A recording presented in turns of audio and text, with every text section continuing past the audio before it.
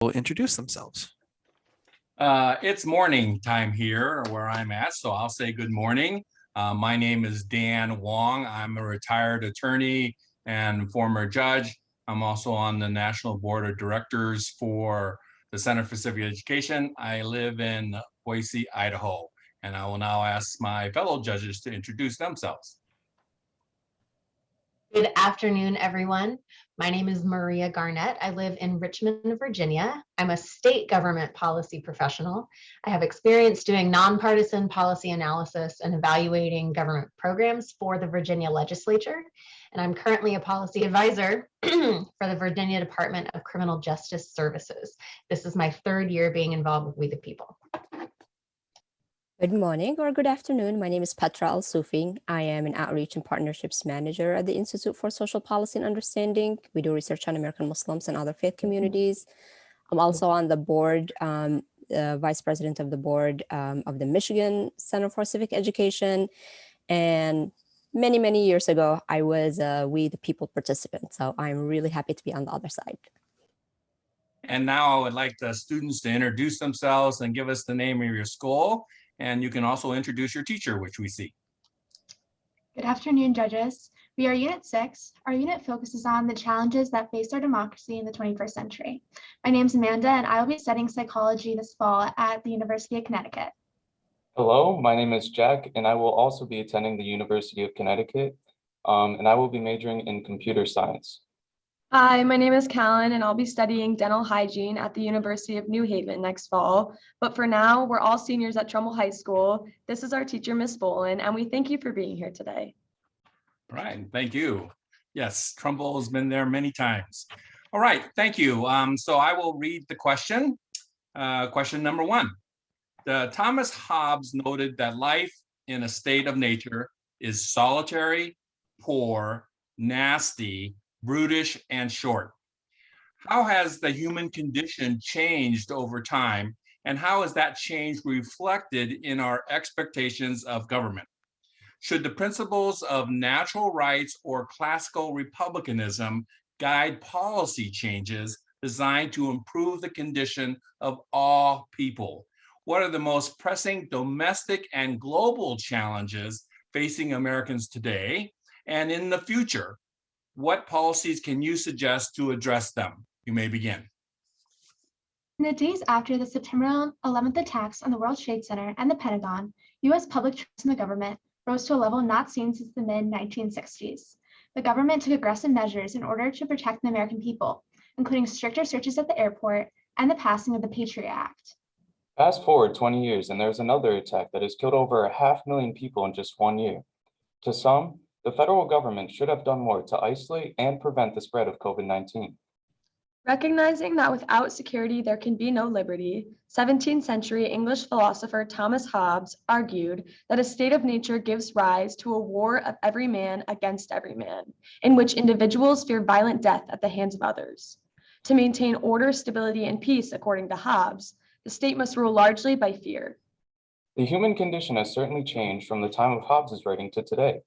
We no longer live in a world where we grow our own food in the backyard, and we have developed technologies that enable us to extend our lives, communicate worldwide, and even venture into space. The human condition may have become better, but the fear has increased with the rise of terrorist attacks at home and abroad, and with the uncertainties of the pandemic. With the changes in the human condition, we have also seen the pendulum shift the role of our government. Historically, laissez-faire capitalism and the hands-off approach of our government were prevalent during the Industrial Revolution. The progressive era saw monumental changes at the national levels, including the imposition of an income tax with the 16th Amendment, direct election of senators with the 17th, prohibition with the 18th, women's suffrage with the 19th, and election reforms to stop corruption and fraud. The preamble sets up the promises that our government should fulfill to its citizens, such as creating a more perfect union, establishing justice, promoting the general welfare, and securing the blessings of liberty. This in itself might sound contradictory. How can a government promote the general welfare and secure the blessings of liberty at the same time?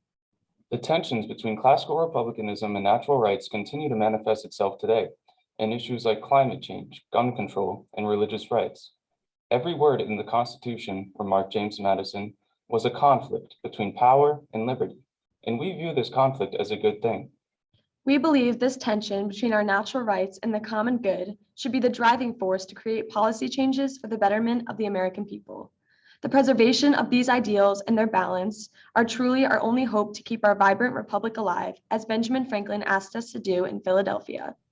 Domestically, our most pressing issue of the day is the faith in our democratic systems. With the attack on our Capitol on January 6th, the influx of money into politics since the Citizens United decision, and the 200 plus voter suppression laws being enacted in over 43 states across the country, the status of self-governance is uncertain. In this area, we feel that the federal government should enact policy changes like the H.R. 1 for the People Act and statehood measures for DC and Puerto Rico so that Americans can once again trust our representative system. Globally, the rising effects of climate change and the pandemic are both issues that need to be solved, not by the individual living in their protective bubble and hoping for the best, but by a collective effort of all nations to address these issues. The United States rejoining the Paris Climate Agreement and the World Health Organization is a step in the right direction. Our extended republic that was created over 2 centuries ago continues to evolve today as it strives to strike that balance between promoting the general welfare and securing the blessings of liberty. It is now up to us to accept Franklin's challenge and to keep this republic alive. Thank you. We are now ready for your questions. All right, thank you. I'd like to ask the first question. So obviously, you believe that there's a lot of tension going on and a lot of conflict between the individual rights and the common good. And you mentioned a couple of policies, H.R. 1 and some other policies. What other policies do you believe should be enacted that will help us get to that proper balance between the natural rights and classical republicanism? Be specific. I believe this starts with we the people. As Benjamin Franklin said, we the people are responsible for what we want to see in our government and in our society. We see that in the 2020 election, we had the most people voting ever before, yet in our local state election, only 30% actually participated. And when we look at those drastic differences, we see that our representative system is not truly representing us. So I believe that it starts with we the people fixing the voting system and participating more in civics.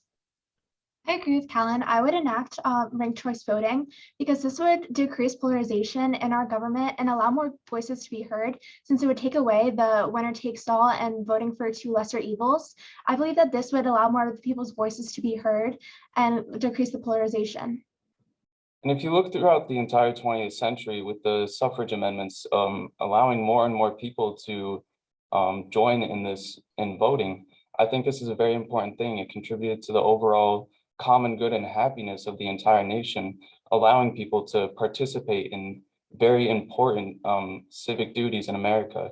And I believe that today, the fact that we still face these voter suppression laws throughout, as I said in our opening statement, 43 states across the country, I think voting is definitely something that needs to be addressed, echoing both my colleagues, Callan and Amanda. Thank you. Maria? So I appreciated the many references that you made to later amendments to the Constitution, but I'm curious, the framers probably thought that they did strike the right balance just with the core structure that they created with the Constitution. So talk to me about that. How does the Constitution itself, especially, the main body of the Constitution and the original Bill of Rights, try to strike this balance? I think the First Amendment really intrigues me when you ask that question, especially because when you look at classical republicanism and natural rights, how they try to find a balance in the First Amendment. If you look at the Supreme Court case, Virginia versus Black, Virginia upheld that they could outlaw burning cross, which was a symbol of the Ku Klux Klan. And this shows that when looking at the First Amendment, many of our First Amendment rights can be sacrificed in order to contribute to the common good of the nation. And I feel that this court case is a great example of how the First Amendment applies to our modern world. I believe the right to bear arms, the framers were trying to defend people's rights to protect themselves and to provide food for themselves back in those days. But I think today, as we've seen with multiple tragedies, especially Sandy Hook in Connecticut, and then we see the Parkland shooting, there have been so many tragedies because these militaristic weapons have then become in the hands of normal average people. I don't think the founders expected that, and I do think we should relook at that amendment. While I agree with both Amanda and Jack, I believe we have to look at Shelby County versus Holder and how important that was to our voting rights. The fact that Section 4 and 5 were serving their purpose and then were stripped away. Late Justice Ruth Bader Ginsburg says that throwing out pre-clearance when it has worked and is working is like throwing your umbrella away in a rainstorm. And I think this is a perfect analogy because we see that it was working and that they deemed it as outdated when now we see votes are being suppressed all over the country. So we need to readdress and reauthorize Supreme Court cases such as Shelby County. Thank I'm you. going to change direction a little bit. So clearly from your statement and your work, we still have a lot of work to do domestically. With that in mind, what are the advantage and disadvantage of the United States trying to promote democracy around the world?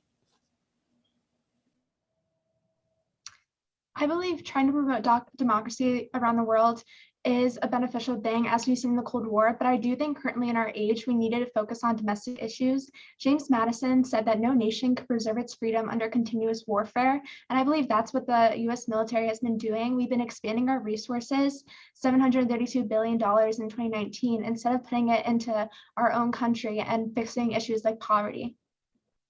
And domestically, just looking at our own democracy, I believe that we are struggling a lot in present day. If you look at the issue of polarization, we've talked a lot about voting rights, and if you look at the HR 1 bill, the Democrats can even get that through Senate because of polarization. The Republicans do not agree with the bill and will not put it through, even though it addresses a lot of the problems that we're seeing with voting rights today.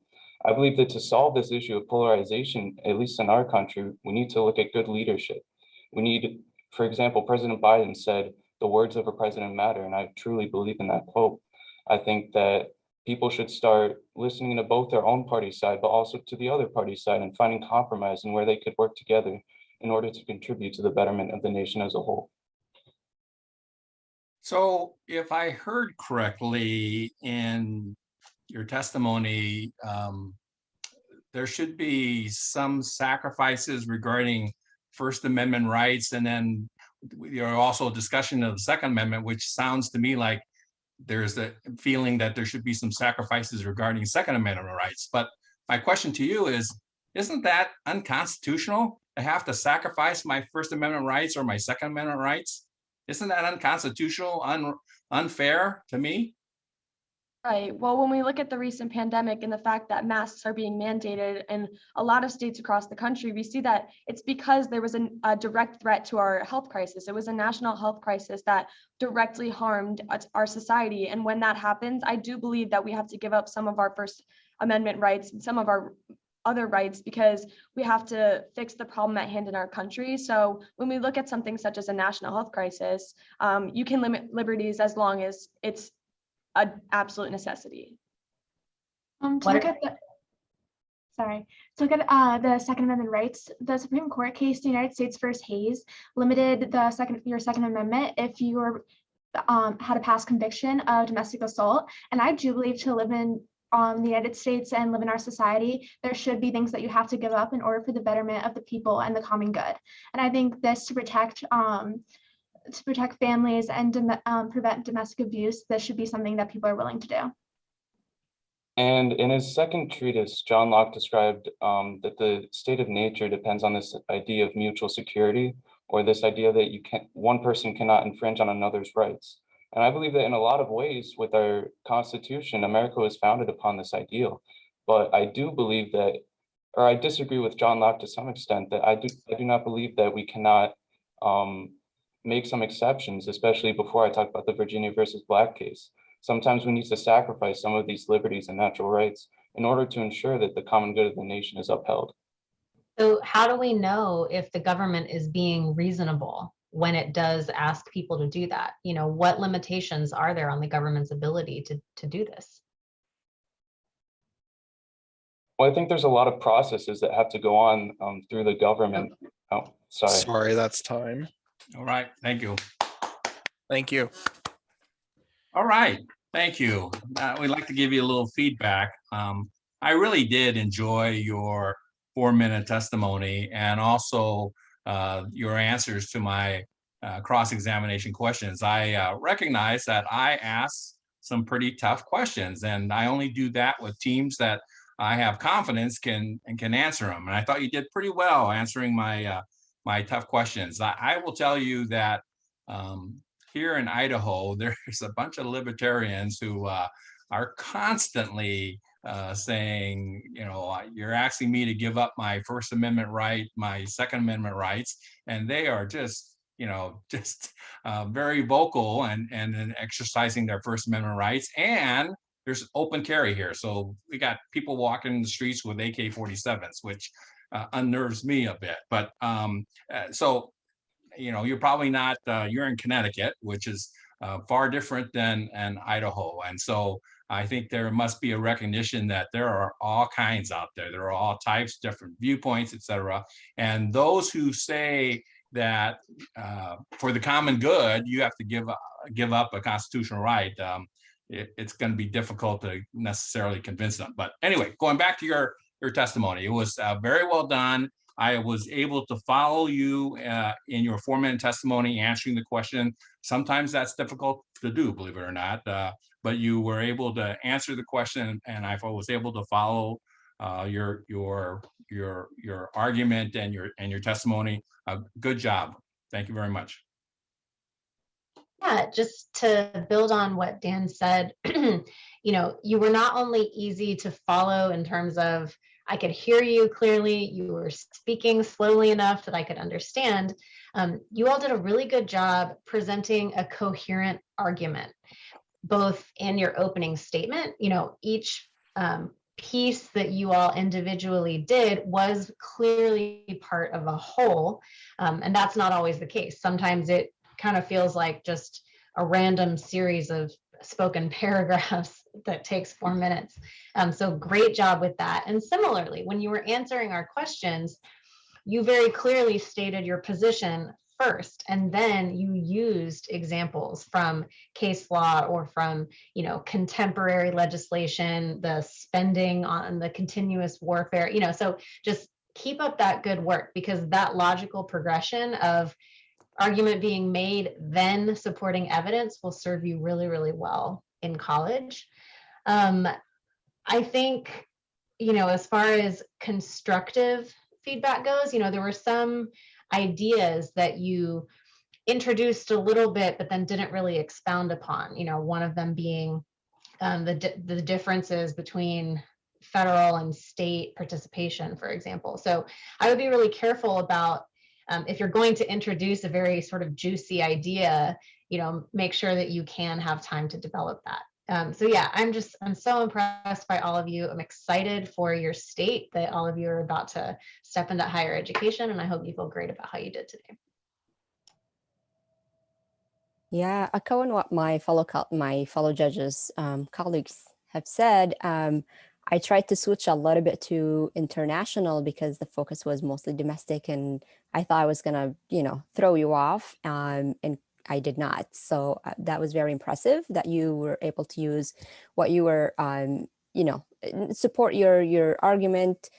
You took a position, and you supported it, and you explained how that fits with the rest of what you have been telling us, which is not easy to do for a lot of people. It's easy to give your opinion. It's not easy to support it or connect it to everything else.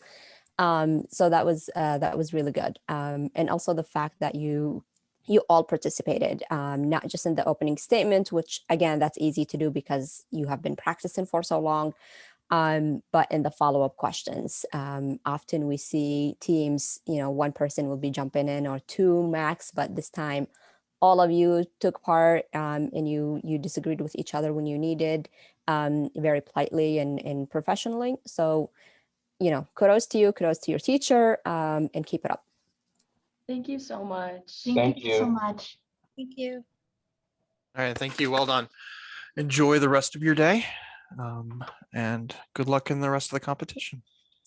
Thank you. Thank Bye. you. Have a good one.